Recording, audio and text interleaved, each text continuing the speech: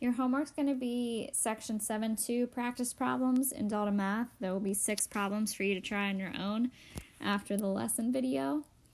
Let's first talk about this bell ringer. The number of bees in a hive is growing exponentially at a rate of 40% per day. The hive begins with 25 bees, so you need to write an equation and determine how many bees would be in the hive after 7 days. So because it says growing, this is exponential growth, which yesterday we talked about. That formula was A of t equals A, the starting value, 1 plus the rate, raised up to the time t.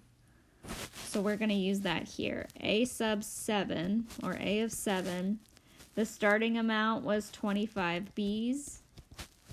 1 plus, my rate is 40%, turned into a decimal is 0.4. And then you raise it up to the time of 7. So if you type that in your calculator, you're going to get approximately 264 bees.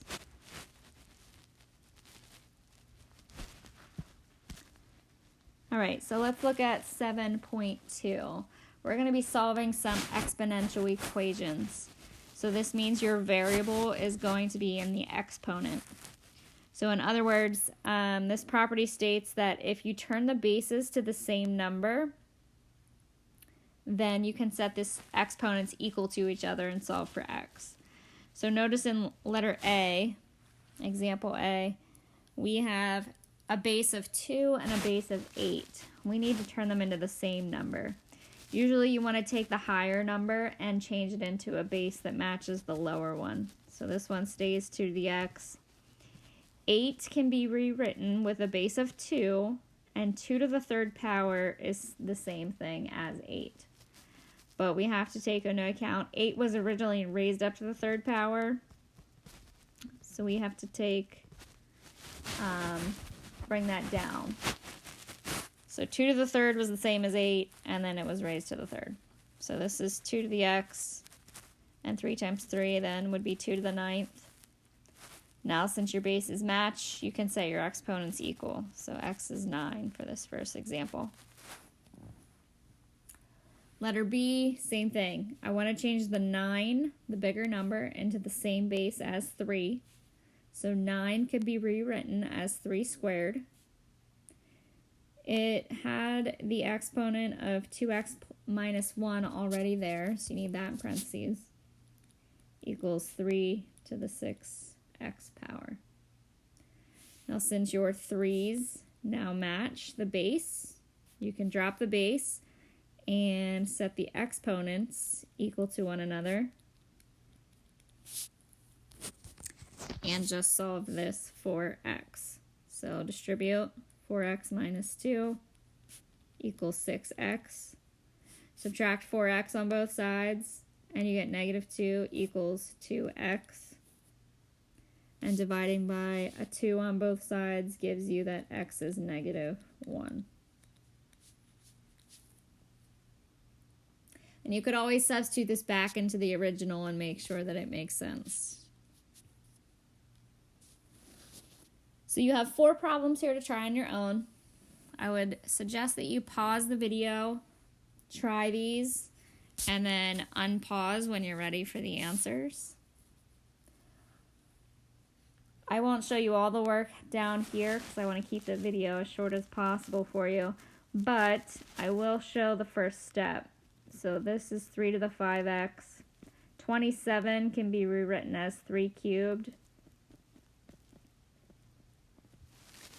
So now your bases match, so you would solve the equation 5x equals 6x minus 12 after you distribute. And solve that for x. You should get that this one was 12. Number 2, 16 can be rewritten as 4 squared.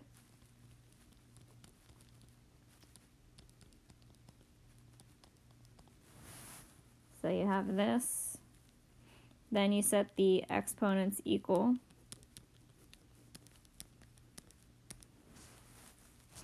And you solve that for y. So you should have the work on your paper, but when you solve for y, you get 7/3. Number 3, 2 to the 6x power. 32 can be written as 2 to the 5th power. So then the bases match. Set the exponents equal. Solve this for x, and you get x is negative 10. And the last one, number 4, rewrite 49 as 7 squared.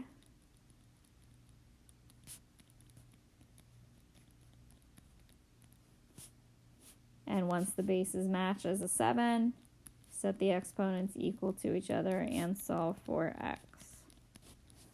So if you do all that work, you get 8/3 for this one.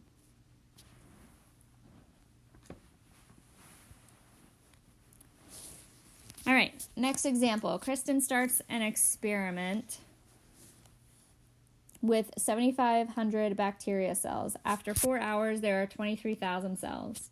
Part A, write an exponential function that could be used to model the number of bacteria after X hours if the number of bacteria changes at the same rate. So we have y equals a times b to the x. And it might help you to label each variable like I have shown.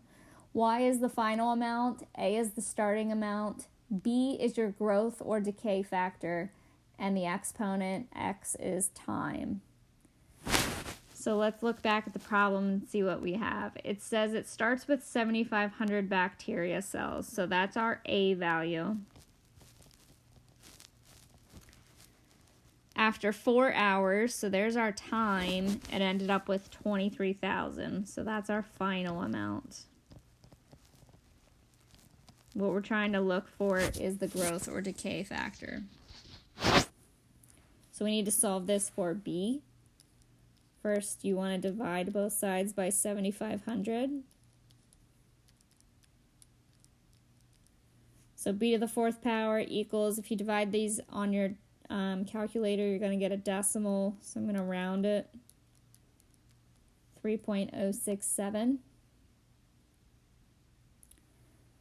Now, since we have something raised to the 4th power, we want to undo that with taking the 4th root, or raising it up to the 1/4 power. So if you do that, you're going to get the b value is about 1.323. But we're not done yet. We have to write the final equation. So y equals the starting amount times the growth factor raised up to the x. So this is the formula we could use in any situation, and we're going to use that down below in part B. How many bacteria cells can be expected in the sample after 12 hours? So when your x is equal to 12,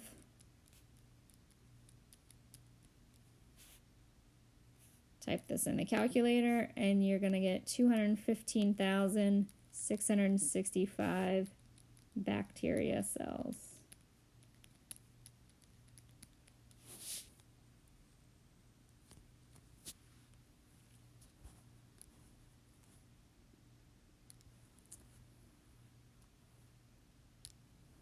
All right, compound interest. This is when you put your money in the bank and you grow interest, and your interest on the principal even grows more interest. So leaving your money in the bank and letting it sit there, you can make more money. So compound interest is interest paid on the principal of an investment and any previously earned interest. So we have this formula. We have a couple new variables in there, P, N. So A is still the final amount. The variable P is how much you put into the bank, so the amount that you invest. R is still your rate, your percent turned into a decimal. And N is the number of compounds each year. So we'll talk about that because that's going to change depending on how many times it's compounded. And T is still the number of years. So looking at this first one, an example or an investment account pays 4.2% annual interest compounded monthly. If $2,500 is invested in the account, what will be the balance after 15 years? So 4.2%, that is the R value, which changed to a decimal is 0.042. 15 years, that is the time. The 2,500 is how much you put into the bank. And when it says compounded monthly, think how many months are in a year. So that end value is going to be a 12. So you see here, you can type this directly into the calculator. Make sure the exponent is n times t. So that was a 12 times 15. And if you press enter, you got this decimal. However, we're talking about money, so we need to round to the nearest penny. So this is $4,688.87. So if you put $2,500 into the bank for 15 years, let it sit, compounds monthly, so every 12 months, the interest grows interest. At that interest rate, you're going to have almost $4,700 in the bank. All right, so you can try this question here. In 2009, she received $10,000 from her grandmother. Her parents invested all the money, and by 2021, so this year actually, how much will have, or the amount will have grown to $16,960. So you need to answer part A and part B. Pause the video, then check back in for the answer. So this is kind of like the bacteria cells question when you need to find the growth factor. So the final answer here was 10,000, 1.045 raised up to the x.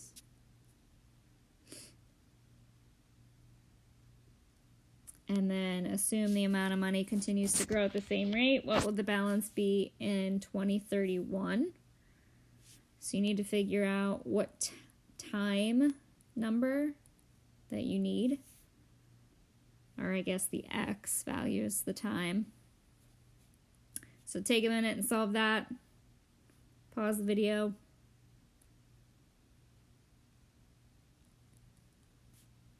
Should be $26,336.52. If you have questions on that, let me know after you're done watching this. And these last two are compounding questions. Compounding weekly means how many weeks in a year. So there's 52 weeks. Compounded semi-annually for the second problem means twice a year. If it said something like compounded quarterly, because you'll have one of these in Delta Math, that means the end value is a 4. So just watch the keywords there because the end value changes each time. So again, pause the video, figure these out. At least write down what numbers you substitute into the formula, and then use your calculator. But this answer should be $16,755.63. And the college savings question, after you pause the video and try it on your own, should be $97,362.61. Again, if you have questions at all about this video, let me know. I will be on the Zoom. But otherwise, you can go into 7.2 in Delta Math and try those 6 questions. let me know if you have any questions.